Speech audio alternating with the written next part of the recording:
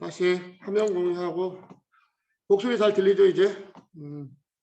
자, 그래서 자, 다시 하면 자, 이게 이제 우리 졸업생 근무기가 뭐 핀 시큐리티 지금 이제 SK 인포세가 있는데 지금 웹 모이킹을 했었던 내용에 대한 걸 정리한 거예요. 그래서 우리가 이전 시간까지 어플리케이션 보안에서 사용하고 있는 취약점들을 쭉 한번 살펴봤어요. 여러분들 시험도 보고 그래서 OWASP에서 하고 있는 10대에 대한 정보들도 좀 살펴봤고 실제 여기에서도 모이킹을 하기 위해서 했었던 내용들을 쭉 다루고 있어요. 그래서 SQL 인젝션 공격, 그 다음에 정보 노출, 그 다음에 이제 SS 공격이라 해서 크로스 사이트 스크립팅, 그 다음에 취약한 패스워드, 불충분한인가, 자동화 공격, 프로세스 검증 누락, 뭐 파일 업로드, 다운로드 이런 공격들이 이루어지는지에 대한 취약점들을 보는 거예요.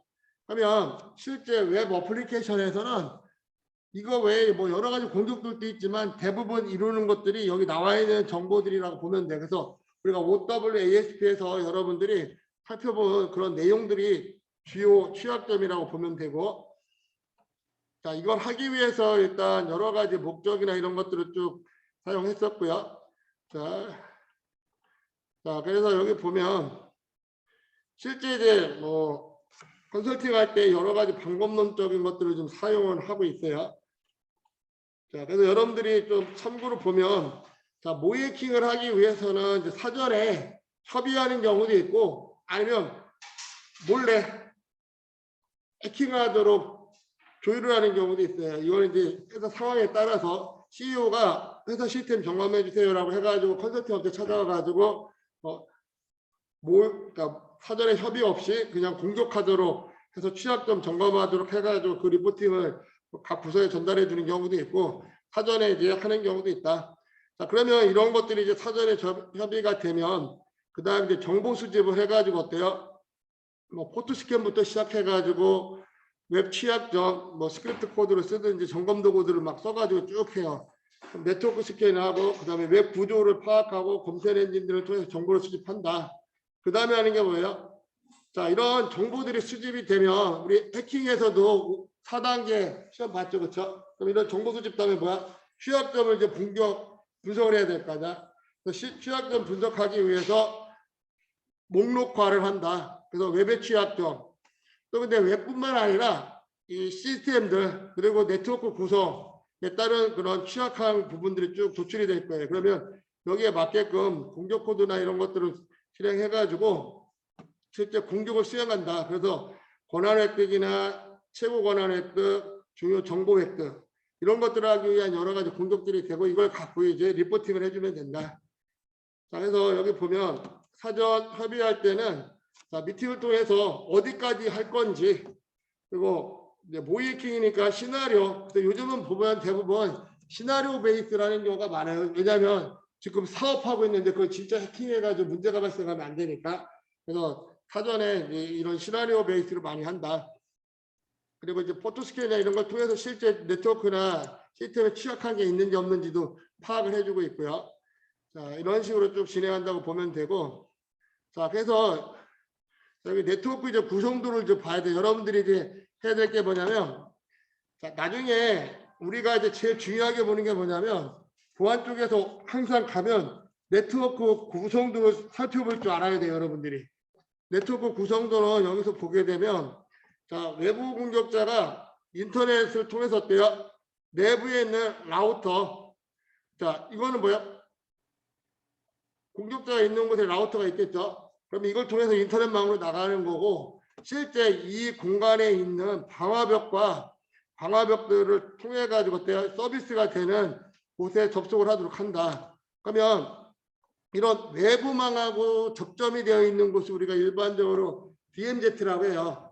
그럼 DMZ를 구성하는 뭐 방법론적인 것들도 많이 있고, 자, 그리고 실제 여기에서 보게 되면 외부 공격자나 내부에 의해서 공격하는 경우도 있다. 그래서 이것들을 이제 구분해 볼 필요가 있고, 그리고 실제 여러분들이 이런 구조에서 보면 일단 망분리를 무조건 하도록 돼 있어요. 근데 망분리 자체도 실제 물리적으로 망불리하는 경우가 있고 방화벽이나 이런 보안 장비들을 써가지고 차단을 시켜가지고 망불리하는 경우도 있어요. 요즘은 이제 최근에 실제 물리적인 망불리보다는 이런 보안 장비를 통해 가지고 정책적으로 분리하는 경우가 일반적이다. 자, 그래서 이런 어떤 내 외부에 있는 공격들이 이렇게 가능하다는 걸 보고, 자, 실제 여러분들 또 알아야 될 게 뭐냐면 네트워크 구성도에 대한 부분들을 좀 이해하는 게 좀 필요해요. 이따가 네트워크 구성도는 다시 한번 또 한번 보여주도록 할게요. 그래서 실제 이런 방화벽이 존재하고 이 안에 자, 내부에 망이 쓸 수 있는 거, 이 안에서도 어때요? 내부에서도 접근 권한들을 다 설정해놔요. 그냥 무조건 하는 게 아니에요. 여러분들이 무조건 뭐 담당자가 다 볼 수 있는 것도 아니고 각각의 이제 정책별로 접근 제어를 해주고 있다. 나중에 여러분들하고 이제 어플리케이션 부분에서 접근 제어 쪽 할 때 여러 가지 방법론적인 걸 알려줄 거예요. 뭐 강제적 접근 방법, 임의적 접근 방법, 시험에도 되게 많이 나오는데 그런 방법론을 좀 소개할 거고요. 자, 그래서 이런 식으로 쭉 가고, 자, 인가자 공격에 대한 부분들도 보게 되면, 자, 해커가 여기에 보면 어때요? 자, 외부에서 실제 웹 서비스 시스템을 통해서 상대방에 침투해가지고 내부 정보 DB를 획득해가는 과정들.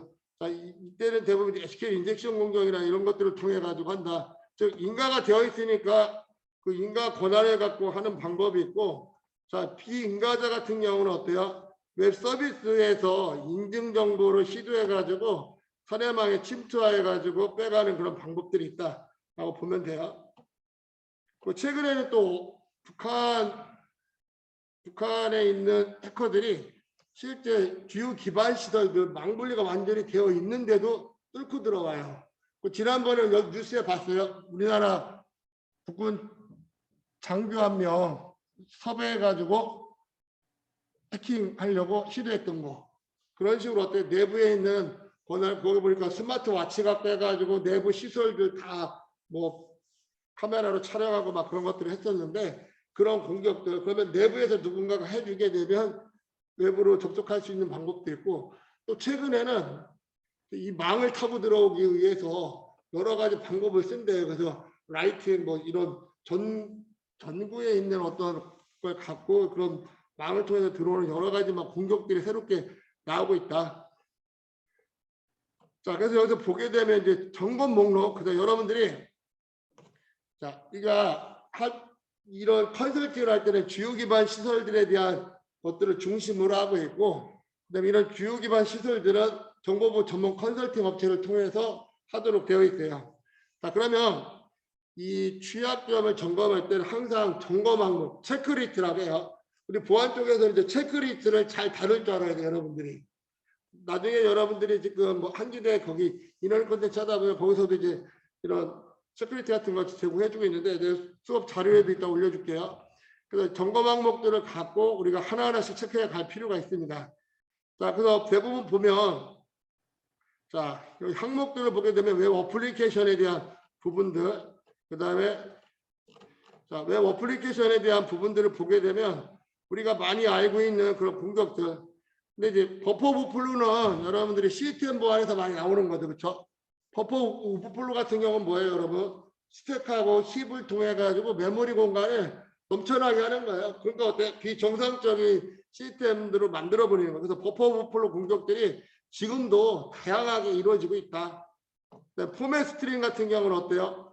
포맷의 타입을 가지고 공격하는 거예요. 이제 대부분 이제 시스템 쪽에서 나오는다고 보면 되고, 그다음에 LDAP 인젝션 같은 경우도 있다. 그래서 쿼리 같은 것들을 날려가지고 문제 취약점들을 하는 방법들, 그다음에 문형체제 명령어를 실행하는 어떤 취약한 부분, 그리고 여러분들 잘 알고 있는 SQL 인젝션 공격, 그다음에 서버 사이드 인클루드라고 해가지고 이런 레스트 모디파이어 같은 것들을 통해 가지고 변수값 같은 것들을 해가지고 뭐 취약한 부분들을 이용하는 SSI 인젝션 공격, 그 다음에 SPAS 인젝션 공격들, 이런 여러 가지 공격들이 다 가능하다. 그럼 이런 거에 대한 건 어때요? 스크립트 코드나 점검 툴들을 써가지고 체크한다라고 보면 돼요. 또 디렉토리 인덱싱 공격들을 초창기부터 많이 했어요. 근데 최근에는 디렉토리 인덱싱 공격들은 안 나와요. 왜냐하면 저 교수님들 인터넷 초창기에 어떤 사이트 가가지고 뭐 하면 파일 구조가 다 보여. 그게 디렉토리 리팅이 되는 거예요. 그러니까 서버에 있는 목록이 우리 윈도우즈 탐색기처럼 다 보인다고 보면 돼. 그게 이제 디렉토리 리팅이다. 근데 이런 것들을 막기 위해서 지금 이제 서버에서 세팅들이 다 잘 되어 있다. 그다음에 정보 누출에 대한 부분들, 그다음에 악성 콘텐츠. 악성 콘텐츠는 뭐예요? 게시판 같은데 스크립트 코드 숨겨놓고 여러분들 유인해가지고 감염시키는 그런 방법들. 요즘 뭐 랜섬웨어나 이런 것들 할 때 전부 다 이런 방법을 많이 쓰죠. 그다음에 크립토 사이트 스크립팅 같은 경우도 마찬가지고요. 약한 문자열 강도, 그다음에 불충분한 인증, 취약한 패스워드에 대한 어떤 복구, 자, 그다음에 CSRF 같은 공격들, 이런 것들에 대해서 웹 어플리케이션 쪽에 대한 점검 항목들을 쭉 체크를 해줘야 된다. 자, 그리고 여기 뭐 세션 예측, 그다음에 불충분한인가, 그다음에 세션 관련된 공격들도 많이 이루어지고 있어요.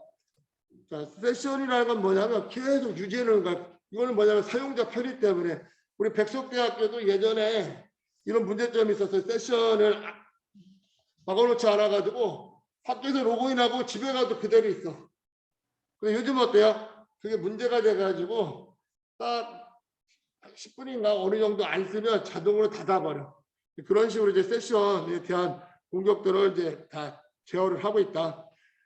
그다음에 자동화 공격에 대한 부분들도 있고, 그다음에 프로세스 검증, 그다음에 파일 업로드, 자, 파일 업로드나 다운로드 관련된 부분들, 그리고 관리자 페이지 노출되는 경우가 많아요. 그 관리자 페이지가 노출되는 순간 어때요? 패스워드만 집어넣으면 되잖아요. 그러면 뚫리는 거기 때문에, 그래서 우리가 뭐 구글이나 구글링 할 때도 어때요? 어드민 권한이 있는 페이지 찾는 것들 막 알려줬었죠. 그런 방법을 통해서 관리자 페이지가 노출되게끔 하는 경우도 있다.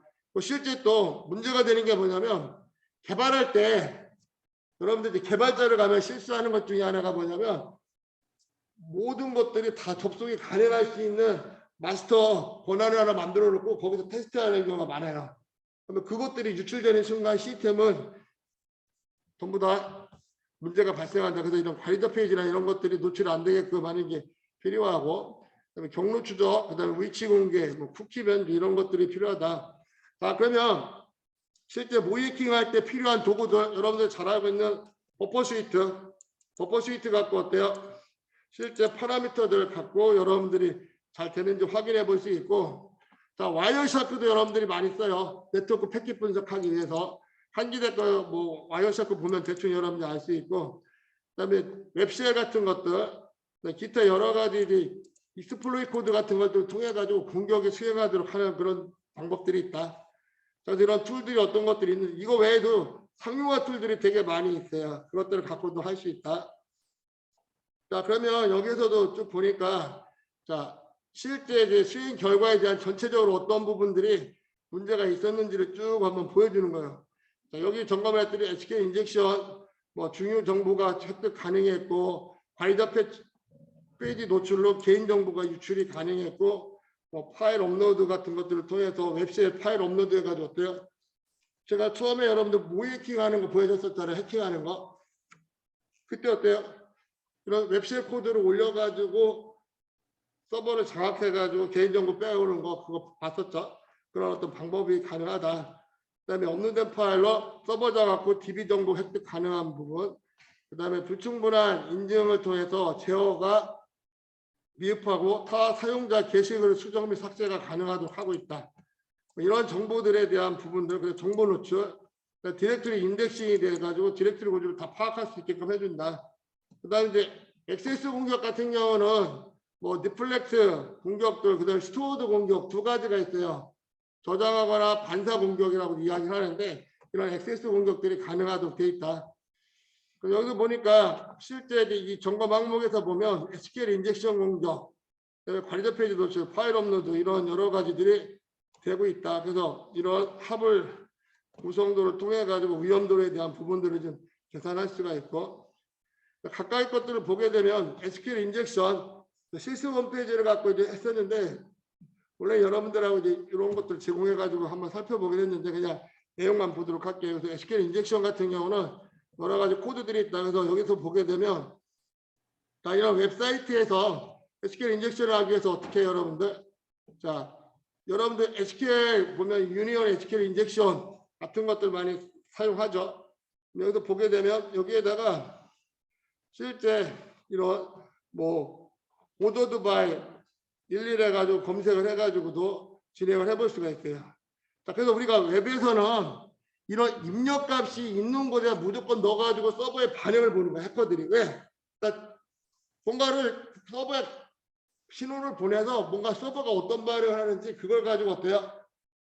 반응을 보고 취약점들을 찾는 거야. 그래서 처음에 이제 그래가지고 SQL 인젝션 공격할 때는 그 쿼리문에 있는 문자 같은 것들을 갖고 했었다. 여기서도 보니까 어때요? 오더 바이 마이너스 11 마이너스 마이너스 하니까 어때요? 여기에 대한 정보들을 갖고 에러가 발생할 수 있는 것들을 확인해 볼 수 있다. 그래서 실제 이제 여기에 보면 이제 에러 메시지 같은 것들이 떠요. 그러니까 서버로 뭔가 반응을 보내서 거기서 어떤 에러 메시지가 나온다든지 그런 걸 갖고 우리가 정보를 좀 분석해 볼 수가 있다.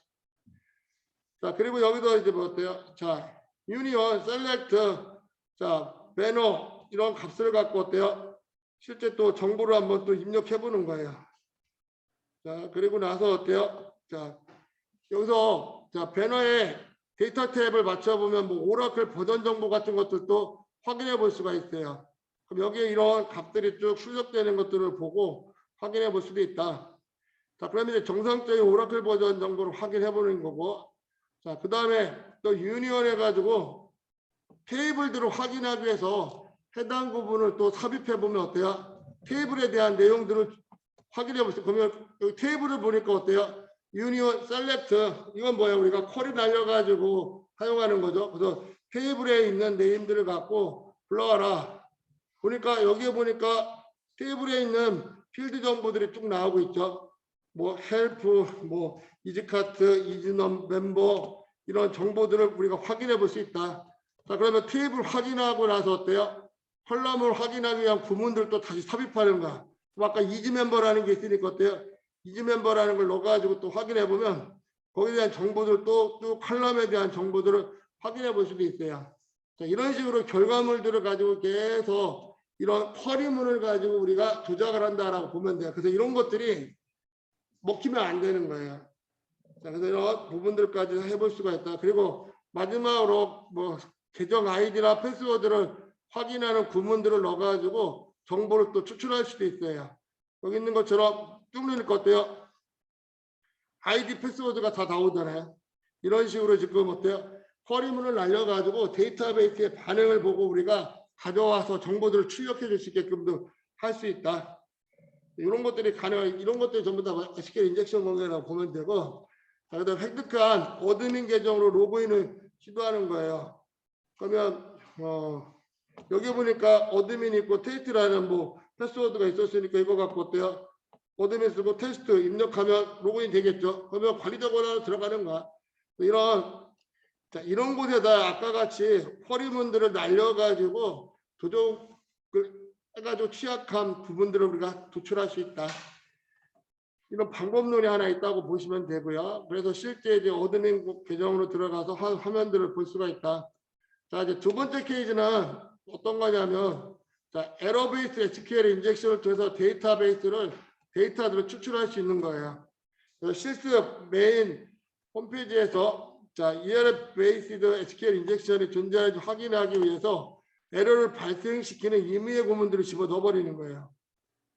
그래서 자, 서버의 반응을 또 살펴보고, 그래서 여기에 보면 어때요? 해당 DB가 오라클인 것을 확인하고 에러를 발생시켜서 오라클 버전 정보들을 또 확인해 볼 수가 있다. 이런 쿼리문들을 날려가지고. 그럼 여기 보니까 어때요? 자, 에러 메시지에 뭐가 뜨냐면, 아, 데이터베이스 지금 오라클 데이터베이스 117 이걸 쓰고 있다라는 게 어때요? 릴리즈 번호까지 나와야 안 나와요? 나오죠. 그러니까 서버는 항상 뭔가 내가 요청을 하면 뭔가 응답하도록 돼 있어, 구조가. 거기에 대한 걸 갖고 어때 정보 수집을 한다고 보면 돼요. 그러면 이걸 갖고 어때요? 오라클 정보 확인했으니까 취약한 부분을 갖고 또 공격하면 되겠죠. 계정 정보를 획득하기 위해서 먼저 테이블을 조회하는 구문들 또 이걸 또 넣어가지고 어때요? 자, 여기 있는 정보를 또 확인하는 거 첫 번째 테이블을 조회해가지고 정보를 볼 수가 있고, 또 그러면 에러 구문을 삽입해서 계정 정보가 들어있는 테이블들도 찾아볼 수도 있어요. 이런 명령어들을 줘가지고. 그럼 이걸 명령어 주게 되면 또 어때요? 이런 이즈 멤버라는 사용자 테이블들을 확인해 볼 수가 있다. 그러면 테이블을 또 찾아가지고 컬럼 정보를 또 조회해 볼 수도 있는 거예요. 조회하게 되면 실제 뭐 유저 아이디 이런 것들을 확인해 볼 수가 있고 컬럼 정보에 대한 정보 조회가 가능하다. 자, 그리고 이제 컬럼에 있는 계정 정보 중 관리자 계정을 찾기 위한 구문들도 삽입해 보는 거야. 삽입했더니 여기 있는 것처럼 뭐야? 어드민. 대부분 관리자 권한 어드민이라는 계정을 많이 써요. 관리 계정에 대한 부분을 확인하고 또 그럼 마지막으로 어드민 계정 패스워드들을 확인하기 위해서 이 쿼리문을 날려주면 어때요? 어드민 빵빵빵빵이라는 패스워드가 보여주게 되는 거예요. 자, 이런 식으로 해가지고 어때요? 어드민 계정으로 아까 어드민 빵빵빵빵 이 패스워드 조출해왔잖아. 즉 서버한테 어때요? 우리가 클라이언트 서버 데이터베이스 구조가 있다고 설명했잖아요. 그러면 서버에서 데이터베이스에 있는 정보들을 가져오는 거 그러면 그 데이터베이스는 뭐가 있어? 관리자 권한에 대한 아이디와 패스워드들이 저장되어 있기 때문에 쿼리문으로 그걸 가져온다라고 보면 돼요. 자, 다음 이제 어드민 뭐 계정으로 이렇게 로그인하는 과정들. 자, 이런 어떤 SQL 인젝션 공격들이 가능하다. 그래서 쿼리문을 통해서 일반적으로 많이 쓰고 있다. 자, 그래서 이런 것들을 여러분들이 이해해가지고 어때? 가서 실제 이런 쿼리문을 막 집어 넣어가지고 서버의 반응들을 확인을 해봐야 돼요. 자, 다음 이제 관리자 페이지에 대한 노출. 자, 실제 여러분들이 또 하다 보면 자, 메인 페이지의 소스 코드들을 확인해가지고 어때요? 소스 코드의 관리자 계정의 정보와 관리자 페이지가 노출되어 있는 것들을 확인해 볼 수도 있어요. 이런 식으로. 자, 우리가 이제 또 뭐라 하냐면 이제 개발자 도구, 개발자 환경을 통해서 많이 봐요. 그래서 여러분들이 뭐 윈도우즈 익스플로러나 크롬 얘네들 보면 전부 다 뭐가 있어요? 개발자 도구가 있어요. 개발자 도구에 가보면 실제 이 웹 구조가 어떻게 되어 있는지 돔 탐색기부터 시작해가지고 콘솔, 디버그, 네트워크 이런 정보들을 다 브라우저에 보여주도록 되어 있어. 그걸 가지고 어때 우리가 정보를 확인해 볼 수가 있다. 그래서 소스 코드를 통해 가지고 관리자 정보에 대한 내용들을 확인해 볼 수가 있는 거예요. 그러면 여기 보니까 어드민이 하니까 어때요, 얘들아? href, JSP 어드민 index.jsp라고 되어 있잖아요. 이거 갖고 어때요? 관리자 사이트를 확인하게 되는 거예요. 자, 그래서 여기서 보니까 어때? 이렇게 해가지고 관리자 페이지에 접근을 하게끔 만들어진 거예요. 자, 그래서 여기서 자, 또 사용자 매니지먼트에 대한 계정 정보들도 확인해 볼 수도 있다. 자, 이런 식을 통해 가지고 볼 수가 있고요. 또 자, 게시판에 있는 관리 매니지먼트에서도 어때? 게시판 정보들도 또 확인해 볼 수가 있어요. 자, 그 다음에 이제 뭐 젠2의 사용자를 인위적으로 여러분 엑스프레스하게 되면 삭제가 된다. 사용자를 삭제도 할 수가 있고, 자, 이런 방법을 통해서 하는 방법이 있다. 그 다음에 이제 파일 업로드 취약점에 대한 걸 확인할 때는 다음과 같이 실제 여기에 보니까 뭐 업로드 공격이 가능한지, 그래서 업로드가 자, 여기도 여러분들이 이제 웹시에 업로드를 할 때 이 프로그램이 잘 되어 있으면 스크립트 코드들을 못 올리도록 프로그램이 되어 있을 거예요. 지난 보강 때 얘기한 것 같은데 이런 코드들을 만들어 가지고 사용하면 된다. 확장자 필터링을 하도록 하고 있고요. 그러면 자, 업로드 필터링을 우회하기 위해서 웹셀의 확장자명을 자, 왜냐하면 뭐 ASP나 JSP 이런 것들을 못 쓰게 할 거고 그러면 그걸 검사하니까 일반적인 텍스트로 변경해 가지고 업로드하면 어때요? 바꿔서 보낼 수가 있겠죠. 버퍼 스위트 같은 걸 통해 가지고 이런 패킷들을 좀 체크해 볼 수가 있다. 자, 그래서 파일네임에서 파일 확장자를 다시 JSP로 변경해 가지고 보내준다. 자, 우리가 버퍼 스위트 여러분들 써봤으니까 이게 어떻게 들어가는지 이해할 거예요. 그러면 정상적으로 웹셀이 파일이 업로드된 것들을 확인해 볼 수가 있어요. 그러면 이거를 이제 실행시키면 어때요? 서버에서 이 스크립트 코드가 돌아가니까 어때요? 계정이나 이런 것들을 다 확인해 가지고 쓸 수 있겠죠. 자, 그리고 이제 버퍼 보컬로 공격 같은 것들도 가능하다. 자, 그리고 또 에러 페이지에서 업로드 경로들 확인하는 거. 그래서 항상 우리가 해야 될 건 뭐냐면 자, 500 에러 메시지는 뭐야? 서버에서 에러가 발생한 걸 보여주는 거예요. 그럼 여기에 보면 뭐가 나와? 서버의 경로들이 쭉 나와요. 그럼 이걸 갖고 또 어때요? 우리가 찾아가는 거예요. 그래서 이런 기본적인 공격 방법들을 갖고 취약한 부분들을 찾을 수 있다. 획득한 경로를 통해서 어때요? 웹쉘이 실행할 수 있거나 유닉스 명령 아이디를 통해서 서버 권한들을 확인해 볼 수가 있어요.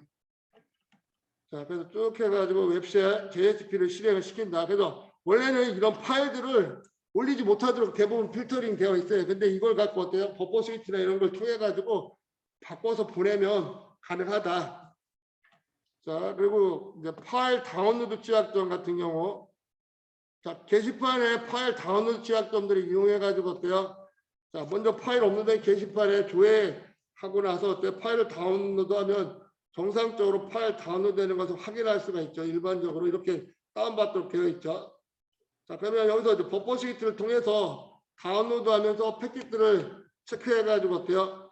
확인하는 거예요. 그러면 이런 일련의 과정들을 전부 다 버퍼 스위치에서 우리가 인터셉트 해가지고 그 내용들을 보면 된다고 보면 돼요. 자, 그리고 나서 파일 다운로드 경로를 확인해가지고 최상위 경로를 가기 위해서 ETC 패스워드를 다운로드 해버리면 어때요? 그 패스워드 유출된 거죠. 그렇죠? 이런 방법으로도 우리가 패스워드 다운로드 같은 것들을 해볼 수가 있다. 그래서 패스워드 정보들 쭉 보니까 여기에 이런 패스워드 정보까지 다 확인하는 걸 확인해 볼 수 있고, 자, 업로드는 파일을 가지고 어때요? 웹셀 코드 같은 것들을 하는 거고, 다운로드 공격들은 어떻게 해요? 서버에 중요한 파일들을 다운로드 받아가지고 우리가 정보 확인을 할 수 있다는 거예요. 이런 취약점들이 있다라고 보면 되고, 그래서 이런 식으로 어때요? 파일들을 통해서 다운로드 해가지고 확인해 보는 과정들.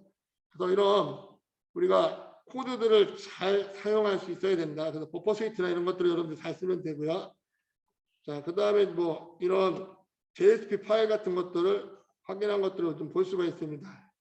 자, 그 다음에 이제 여기서 보니까 이제 DB 접근할 수 있는 2차 공격들을 또 실행하기 위해서 이런 값들을 갖고 또 조정할 수가 있고요.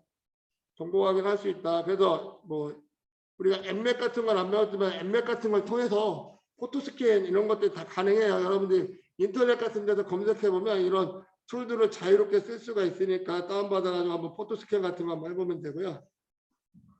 자, 그리고 이제 여기에 보니까 이제 옵션 같은 것들을 이용해가지고 확인해 볼 수 있다. 자, 펄이라는 언어를 써가지고 하는 거고, 포토 딜레이를 실행하고 또 실제 SQL 게이트웨이 같은 것들을 통해 가지고 접속을 해보도록 할 수도 있다. 그래서 이런 여러 가지 이제 DB 조회를 할 것도요. 데이터베이스 정보들을 다 가져오는 걸 확인해 볼 수도 있고요. 자, 그다음 또 많이 하는 것 중에 하나가 뭐냐면 불충분한 인증 후의 취약점들. 자, 이것들을 좀 하기 위해서는 어떻게 해요? 게시글에 삭제하기 전에 Q&A 페이지에 게시글들을 확인해 보고, 자, 이런 식으로 어떤 게시물이 있다고 가정해 볼게요. 자, 그리고 나서 어때요? 자, 본인이 작성한 글을 조회하고 삭제 버튼을 한번 확인을 해본다. 삭제하고. 그리고 나서 버퍼 스위치를 통해 가지고 어때요? 확인을 하는 거야. 자, 그래서 이 확인하면서 수정을 해주면 된다. 자, 그래서 보드에 있는 IDX를 수정을 해주고, 그리고 실제 거기에서 자, 이 게시판에 또 186건의 글이 삭제된 것들을 확인해 볼 수가 있겠죠. 중간에 어때요? 사라진 걸 확인해 볼 수가 있고, 자, 그다음에 불충분한 인증 후에 게시글의 수정 요청. 자, 아까 같이 삭제가 되면 또 뭐야? 내용을 또 수정하는 방법도 가능하다는 거예요. 본인 글을 조회하고 수정 페이지를 접근해 가지고 해가지고 어때요? 여기 또 보드 아이디 184라는 걸 통해 가지고 수정해 가지고 보내게 되면 그 부분들을 갖고 또 수정된 것들을 확인해 볼 수가 있습니다. 자, 지금 이 보고서에서는 여러분들한테 뭘 알려주냐면 실제 취약점 점검할 때 이런 방법을 갖고 해킹하는 것들을 보여주는 거예요. 그러니까 여러분들이 이 자료만 봐도 이 보고서 지금 몇 페이지짜리냐? 이 보고서만 여러분들이 72페이지짜리만 정확하게 다 이해해도 웹 어플리케이션 무한 거의 한 3분의 1은 다 한다고 보면 돼요. 그러니까 이 내용들을 우리가 하는 거야. 그래서 이 내용들이 실제 어떻게 이루어지고 어떻게 공격들이 돼가지고 시스템들을 장악하는지를 여러분들이 이해하면 돼요. 이 자료가 되게 잘 만든 거니까 여러분들이 꼭 몇 번씩 한번 읽어보고 이해하기 바래요. 나가서 수정된 내용에 대한 것도 여기 변경된 것까지도 다 확인해 볼 수 있다. 다음 이제 액세스 공격. 근데 요즘 SS 공격 요즘 최근에는 잘 발생하진 않아요. 그리고 이제 위에서 했던 이런 취약점들은 요즘 최근에 워낙 웹 시스템들이 잘 돼 있어 가지고 웬만한 공격들은 요즘 잘 안 된다. 하지만 이런 어떤 방법론적인 것들은 여러분들이 이해하는 게 좀 필요해요. 그래서 액세스 공격 같은 경우도 자, 테스트를 해보기 위해서 회원 수정 페이지에서 어드레스 입력해서 스크립트 코드들을 작성하는 거예요, 여러분들이.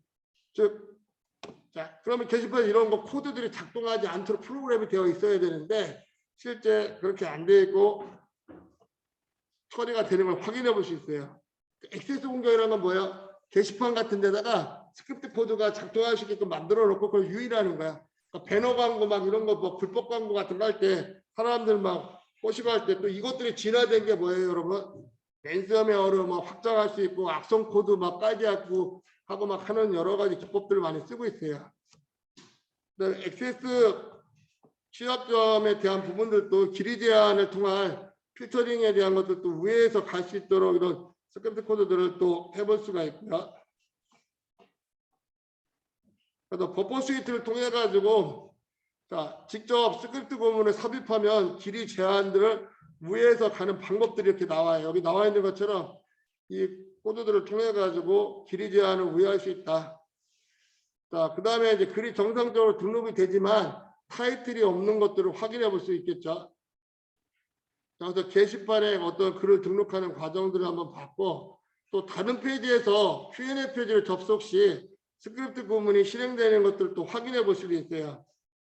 자, 그러면 왜냐하면 이제 여기다 게시판 글을 만들면서 이렇게 조작을 해가지고 실행할 수 있도록 만들어 놓은 거라고 보면 되고 그다음에 액세스 이제 세 번째 취약한 부분은 자, Q&A 검색창에다 검색해도 결과를 그대로 남는 것들을 확인해 볼 수도 있다.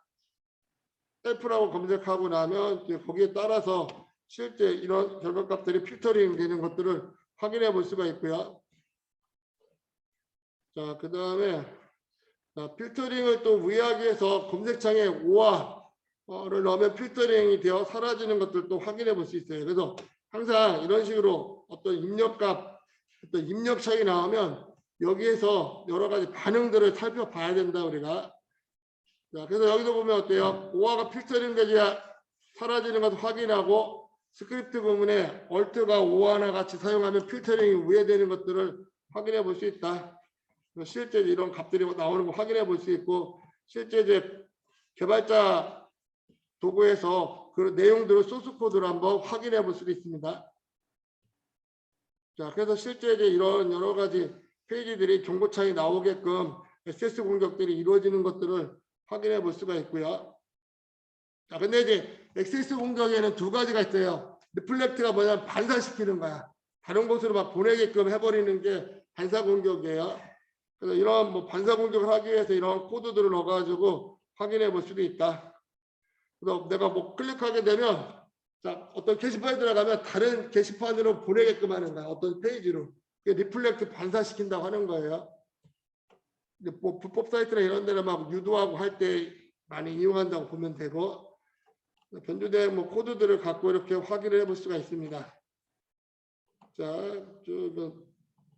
어차피 위조하는 거니까 리플렉트는 그렇고 자, 그 다음에 이제 정보 노출 취약점 즉 웹사이트가 노출되는 것을 개발 과정이나 코멘트나 오류 메시지 중요 정보가 노출되어 공격자에게 2차 공격으로 위한 중요한 정보들을 제공할 수 있는 그러한 취약점들이 있다는 거예요. 그걸 하기 위해서 항상 어디서 하냐면 이제 자, 홈페이지에서 Q&A 게시판 같은 데서 보드 아이디의 버퍼블 공격 등이 가능하다. 그래서 이런 것들이 되는지 한번 확인해 볼 필요가 있고 그래서 이제 서버에 400이나 500 에러를 리턴할 때 리다이렉트 하도록 해주는 것이 필요하다. 그래서 게시판에다 보드 아이디 입력값을 입력해 가지고 이제 취약한 부분들이 발생하는 걸 한번 보는 거예요. 그래서 여기다 보니까 실제 보드 아이디 값을 넣어 가지고 확인해 보니까 이런 결과 값들이 나오는 걸 확인해 볼 수가 있고요. 자, 그리고 또 이제 보드 아이디에다 이런 여러 가지 값들을 넣어 가지고 에러 메시지를 한번 보는 거예요. 에러 메시지를 통해 가지고 내용들을 확인해 볼 수가 있고 자, 그 다음에 디렉토리 인덱싱. 자, 디렉토리 인덱싱 아까 얘기한 것처럼 홈페이지를 통해서 전체적인 서버의 구조들을 다 볼 수가 있어요.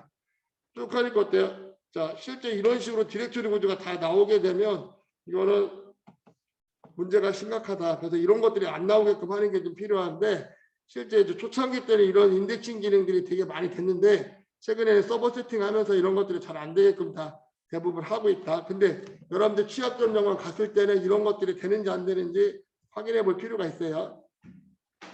자, 그 다음에 취약점 경로들도 보게 되면, 자, 여기에 나와 있는 것처럼, 자, 취약점 경로들까지도 체크를 해가지고 제시를 해줄 수가 있다. 쭉 보면 이제 이런 어떤 정보들을 제공해 줄 수가 있고요. 자, 그러면 지금까지 살펴봤던 이런 취약한 부분들을 어떻게 막을 거냐. 그래서 SQL 인젝션 같은 경우는, 자, 필터링 조치를 하기 위해서 이러한 쿼리문에 대한 것들을 어때요? 사용하지 못하도록 만드는 게 중요하다. 그래서 ASP를 프로그래밍 할 때 이런 것들 꼭 들어가야 되고, JSP도 마찬가지고 ASP.NET이나 이런데 이것만 있는 게 아니라 여러 개가 되게 많아요. 그래서 여러분들 이제 개발자로 가게 되면 이런 개발자 보안 가이드 라인에 맞춰가지고 작성을 하면 돼요. JSP도 어때요? 이런 코드들을 넣어가지고 필터링 하도록 다 만들어버리면 됩니다. PHP도 마찬가지고요. 일반적으로 많이 쓰고 있는 웹 프로그램에 대한 내용들이라고 보면 돼요. 그다음에 바리더 페이지 노출에 대한 부분들도 실제 이런 페이지가 존재하는지를 다 확인을 해야 돼요. 여러분들이 확인하고 거기에 따라서 조치를 해주면 됩니다. 그래서 뭐 인증 예제 소시 같은 것들을, 소스 같은 것들을 작성해주면 되고, 자, 파일 업로드 같은 경우도 어때요? 그래서 파일이 첨부할 수 있는 게시판이나 이런 쪽에서 필터링이 없을 경우 웹셀 같은 것들에 대한 루트 권한 같은 것들이 유출될 수가 있기 때문에 항상 문제가 발생한다. 그래서 이런 것들을 프로그램을 할 때 허용하지 않도록 해주는 게 필요하다. 필터링을 하시게끔 해주는 게 필요하다는 내용이고요. 네. 그 JSP도 마찬가지고, 이게 여러분들이 많이 쓰는 게 ASP, JSP, PHP 같은 것들을 많이 쓰다 보니까 여기에 따라서 이런 소스 코드들을 좀 가지고 필터링 기능들을 해주면 돼요. 또 파일 다운로드도 아까 같이 중요한 파일들, 패스워드가 있는 파일들 다운로드 하고 있는 이것도 조차도 어때요? 자, 우리가 필터링 할 때 이런 디렉토리, 점은 뭐야? 현재 디렉토리죠. 점점이면 상위 디렉토리. 이거 슬래시는 디렉토리니까 이런 것들에 대한 것들을 작동 안 되도록 하는 게 제일 중요해요. 그래서 필터링 부분을 통해서 그런 것들을 막아놓는다. 그래서 이런 각 프로그램별로 어떤 소스 코드들을 쓰는지를 쭉 한번 보면 되고요. 여기도 보니까 이제 크로스 사이트 스크립트, 액세스 공격 같은 것들이 안 되게 하기 위해서, 자, 화이트리스트 방식으로 안전한 태그만 허용하도록 소스 코드들을 구현하는 게 필요해요. 왜냐하면 이런 필터링을 해줘야만이 액세스 공격들이 안 된다. 그래서 불충분한 인증 같은 경우도 마찬가지예요. 소스 코드들을 통해 가지고 여러분들이 바꿔주면 되고, 디렉토리 같은 경우도 마찬가지고 이런 것들을 설정해줘 가지고 디렉토리 에디팅이 안 되게끔 하면 돼요. 이렇게 해가지고 여러분들 웹에서 주요하게 발생하는 SQL 인젝션 공격뿐만 아니라 여러 가지 방법론적인 것들이 실제 어떻게 시스템에서 해킹하고 대응할 수 있는지 그런 내용들을 쭉 봤어요. 이 보고서가 여러분들이 보기 좋게끔 만들어 놓은 거기 때문에 한번 이 내용들을 좀 정확하게 숙지하면 좋을 것 같아요. 그래서 여러분 선배가 해놓은 자료를 좀 갖다가 보여줬고요. 그래서 오늘 수업은 여러분들이 실제 웹 어플리케이션에서 우리가 그동안 쭉 살펴봤던 내용들 중에 실제 어떤 식으로 취약점 점검을 하고 어떤 식으로 반응을 하는지 그런 전체적인 내용들을 살펴봤다. 그래서 뭐 오늘 한 거가 뭐 앞에서 계속 했던 내용들을 좀 종합적으로 살펴본 자료라고 보면 될 것 같아요. 자, 그래서 오늘 한 웹해킹 취약점 보고서를 여러분들이 좀 정확하게 이해하고 여러 가지 실제 컨설팅 나갔을 때 이런 방법론을 갖고 하고 있고 모해킹하거나 할 때 이런 방법론을 갖고 진행을 하고 있다는 거. 그런데 지금 나와 있는 그런 이런 취약점들은 최근에는 잘 많이 이루어지지 않지만 그래도 또 가서 해보면 또 발생하는 경우가 많이 있어요. 이런 것들을 좀 여러분들이 보면서 실제 웹에 어플리케이션 보안에서 발생하고 있는 많이 발생했었던 취약한 것들이 어떤 것들이 있는지 그것들을 어떻게 하면 방어할 수 있는지 그런 내용들을 좀 이해하면 좋을 것 같아요. 그래서 오늘 수업은 뭐 이 정도로 진행할 거예요. 그래서 이 리포팅이 아까 뭐 원래 원본은 더 많이 있지만 우리가 필요한 부분들만 발췌하는 거기 때문에 여러분들이 한 번 더 좀 읽어보면 좋을 것 같아요. 그래서 지금까지 우리가 어플리케이션 보안하면서 했던 여러 가지 내용들, 그래서 실제 SQL 인젝션부터 해가지고 SS 공격들이 어떻게 점검하고 시스템이 어떻게 반응하는지 그런 내용들을 한번 살펴봤습니다. 자, 뭐 여기까지 어려운 거나 질문할 사항 있나요, 혹시?